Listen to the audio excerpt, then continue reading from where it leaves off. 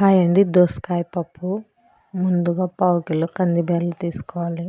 వీటిని ఒక బౌల్లో వేసుకొని 2 టైమ్స్ వాష్ చేసుకోవాలి.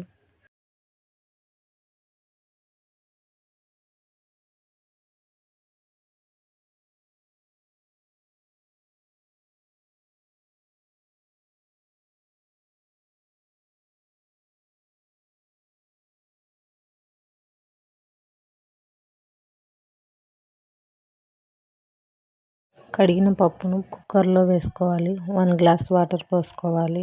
1 గంట నాననివ్వాలి.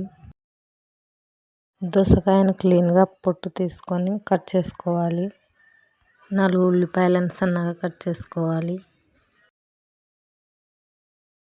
4 టమాటాలను సన్న ముక్కలుగా కోసుకొని పెట్టుకోవాలి. పచ్చిమిర్చిని తొడిమని తీసి వాష్ చేసుకొని మధ్యాహ్నకు చీల్చాలి. పచ్చిమిర్చి స్పైసీ వస్తుంది మిర్చికి. పప్పులోకి పావు టీ స్పూన్ పసుపు వేసుకోవాలి. 5 గ్రామ్స్ చింతపండు వేసుకోవాలి.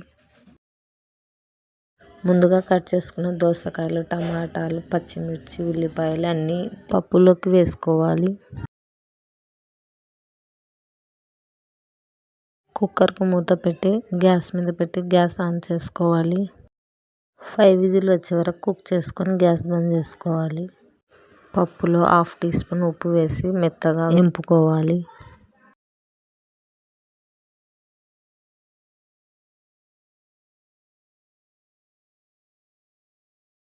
పప్పు మెత్తగా అయింది. మాత్రం ఉంటే చాలు. వెంటనే మూత పెట్టేసి పక్కన పెట్టుకోవాలి.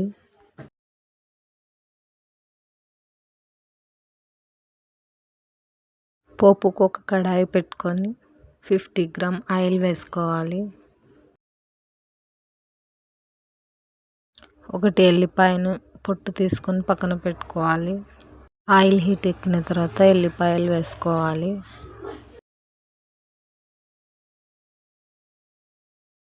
1 టీ స్పూన్ మినపప్పు వేసుకోవాలి.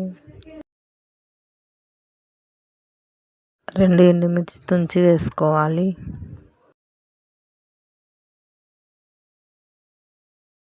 ఒక రమ్మ కరివేపాకు వేసుకోవాలి. 1 టీ స్పూన్ ఆవాలు, జీలకర్ర వేసుకోవాలి. ఇవన్నీ గోల్డ్ కలర్ వచ్చాక పప్పులో వెంటనే వేసి మూత పెట్టాలి. పోపు వేసిన వెంటనే కాకుండా 5 నిమిషాల తర్వాత సర్వ్ చేసుకొని తినాలి. పప్పు టేస్ట్ చాలా బాగా ఉంటుంది.